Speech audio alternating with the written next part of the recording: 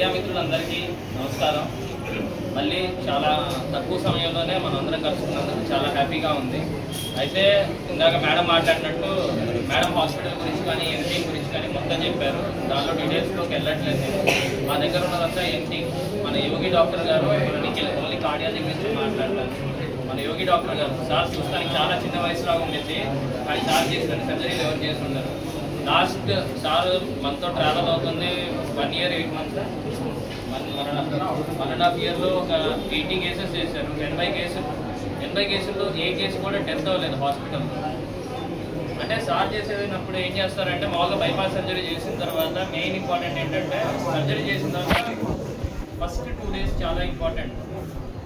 రీబ్లీడ్ అవుతాం కానీ మళ్ళీ ఏదన్నా వెంటిలేటర్ సెట్టింగ్స్ కానీ ఎలా జరిగింది ఏంటంటే సార్ పేషెంట్ వెంటిలేటర్ నుంచి బయటకు వచ్చే వరకు హాస్పిటల్లో పైన ఉండి అక్కడే పడుతుంటారు. నైట్ కూడా ఇక్కడే పడుతుంటాడు. ఆయన ఇంటికి కూడా వెళ్ళారు. అలా ఆవిడ ఫోన్ చేసి అరవడం మీద ఆయన చేయడం నేను వెళ్ళాను. సో ఆయన పేషెంట్ ఎక్స్ట్రిబ్యూట్ అయ్యే వరకు ఇక్కడే హాస్పిటల్లోనే ఉంటాడు, ఇక్కడే భోజనం చేస్తాడు. మెయిన్ దానివల్ల ఏంటంటే ఈవిడ 2 రోజులు ఉన్నాడు ఇక్కడే హాస్పిటల్లోనే.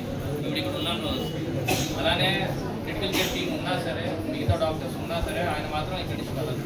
అలానే మన నిఖిల్ ప్రవీణ్ గారు ఎప్పటికప్పుడు సార్ ఇంకా యోగి గారు ఇద్దరు కోఆర్డినేట్ చేసుకొని ట్రీట్మెంట్ రెగ్యులర్గా చేసి పేషెంట్ కండిషన్ రెగ్యులర్గా చూసుకొని ముందు ఎలా ఉంది, కొట్టుకుంటుందా లేదా, సార్ ఇంకా కృష్ణప్రసాద్ గారు ఇద్దరు చూసుకొని ముగ్గురు కలిసికట్టుగా మాట్లాడుకొని అందరు పేషెంట్ ఈవిడ ఒక్కటిలే కాదు అందరు పేషెంట్లే అలా బయటికి తీసుకొని వస్తున్నారు.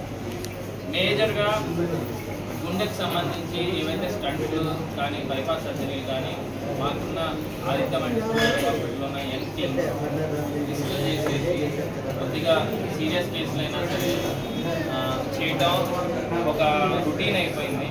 ఇప్పుడు ఇక్కడే ఉన్నారు, ఈవిడ చాలా హాస్పిటల్లో తిరిగారు. హాస్పిటల్ పేర్లు అవన్నీ నేను చెప్పాను. కొన్ని చోట్ల ఫైనాన్షియల్, కొన్ని చోట్ల కాస్ట్ ఎక్కువ చెప్పారు, కొన్ని చోట్ల ఏమో మేము చేయమని చెప్పారు. ఎందుకంటే చేస్తే కష్టం అన్నారు. చేసినా చేయకపోతే పెట్టుబడి కాంప్లికేషన్లతో ఆవిడ లైఫ్ స్పాన్ ఆవిడ ఉండే బతికే టైం తగ్గిపోయింది. చేస్తే సక్సెస్ అయితే ఆవిడ బతికే టైం చాలా పెరిగింది, నార్మల్సీగా వచ్చింది. సో ఆ ధైర్యం తీసుకోవాలి. ఆ ధైర్యం వాళ్ళ నాన్నగారు కానీ అమ్మాయి కానీ మన సౌజన్య గారు కానీ వీళ్ళందరూ తీసుకున్నందుకు. అలానే మన యోగి డాక్టర్ గారు ఈ సర్జరీ చేసే ముందు ఒక 3-4 సార్లు దాని గురించి నీట్గా మళ్ళీ చూసుకొని, అలానే సార్ సీనియర్లు సలహాలు తీసుకొని, సార్ ఏంటంటే వాళ్ళ గురువు గారు అట్లాగా. ఎందుకంటే బాగా ఇది ఇప్పటి వరకు మన గుంటూరు ప్రకాశం ఏరియాలో ఎక్కడ జరగలేదు. 5 సంవత్సరాల లోపు అంటే చేస్తారు, అది పెద్ద విషయం కాదు. 5 సంవత్సరాల లోపల అందరూ రెగ్యులర్గా చేస్తూ ఉంటారు. 5 సంవత్సరాలు దాని తర్వాత 30 ఏళ్ళకి వచ్చిన తర్వాత ఇదే సర్జరీ చేయడం చాలా కష్టమైన విషయం.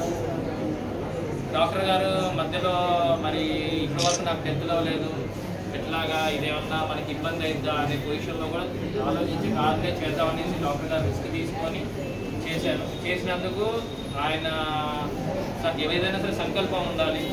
ఆయన కానీ కార్డియాలజీ టీం కానీ సంకల్పం తీసుకున్నారు పేషెంట్ని నీట్గా పంపిద్దామని. దానివల్ల చాలా హ్యాపీగా ఇవాళ ఉన్నందుకు, ఒక కుటుంబం హ్యాపీగా ఉన్నందుకు ఆదిత్య మల్టీ స్పెషాలిటీ హాస్పిటల్ యాజమాన్యం, ఇక్కడ పనిచేసే డాక్టర్లు, ఇక్కడ పనిచేసే సిబ్బంది అంటే మన నర్సులు కావచ్చు, వార్డ్ బాయ్లు, అందరూ కేర్ఫుల్గా పేషెంట్ని చూసుకుంటారు. కాబట్టి ఎవరైనా బయటికి రాగలుగుతారు. దానికి అందరికీ ధన్యవాదాలు తెలుపుతూ మీరందరూ ఇది ఎంత ఎక్కువ అవేర్నెస్ తేగలిగితే పేషెంట్స్లో అంతా మా యోగి గారిని, మా నిఖిల్ గారిని ప్రోత్సహించినట్టు అయింది. థ్యాంక్ యూ, ధన్యవాదాలు.